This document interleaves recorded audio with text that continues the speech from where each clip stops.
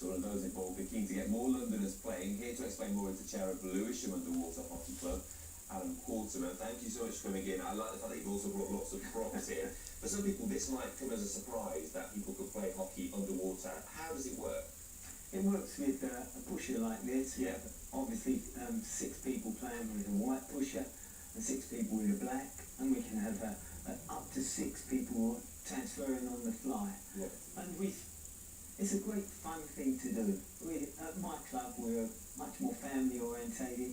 We got fathers and daughters and sons playing, and I'm 70 next year, and I've got a 10-year-old Anwar who's a top shark underwater. He can do a length underwater. You'd imagine, I can see the snorkel there, so imagine you're obviously holding your breath. Do you need to be a competent swimmer? You need to be a strong swimmer for this? Well, I liken it as you don't have to be fit to play underwater hockey. Underwater hockey makes you fit. Yeah. And I like the idea that we get in there and have fun, and we're doing something positive for ourselves. Before we started to talk, just in that last piece, you mentioned that you played abroad and you played in other countries. It's huge out in other places, it's huge around the world. It's less big here, isn't it? Yes, and yet it started here. A lot of things start in Britain and end up taken up by the world and exploited. It started in 1954 by someone called Alan Blake, and he was running the British Sub-Aqua Club. He was teaching scuba like I used to teach for the British Sub-Aqua Club, and he realised in the winter months when it's cold and we only had skimpy wet, the wetsuits weren't as good as they are now in dry suits.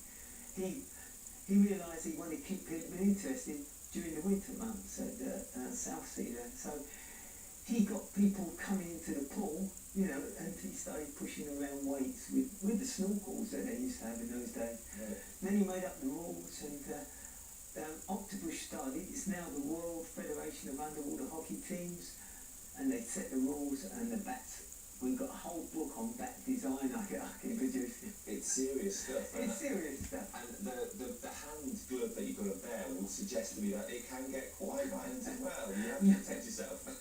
This is the puck is quite heavy. It's sort of 2 kilos, and if somebody smacks it into your hand, you don't want to get bruised up. So it's a fun thing to do now. So if people are watching thinking, actually, I'd love to know this, or perhaps, my grandchild might love this, can they just sign up? Can they come along and get involved? We don't want grandchildren. We don't want to do just a crash. You see, Okay.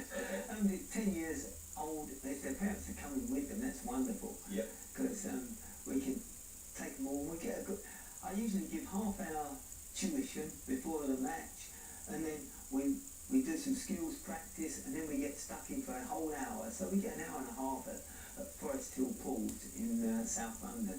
Fine. With the Lewisham Underwater Hockey Club. Get my plug in first. The Lewisham, and is that the best way? If you've got a website, that's the best way for people to find you. Yes, we've got a website. You can Google us or brand name there. The other engines are available.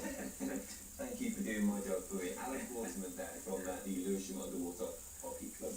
Right, we are going to take a short break. When we come back, we'll bring you the latest news that the 24-hour weekend tube service has been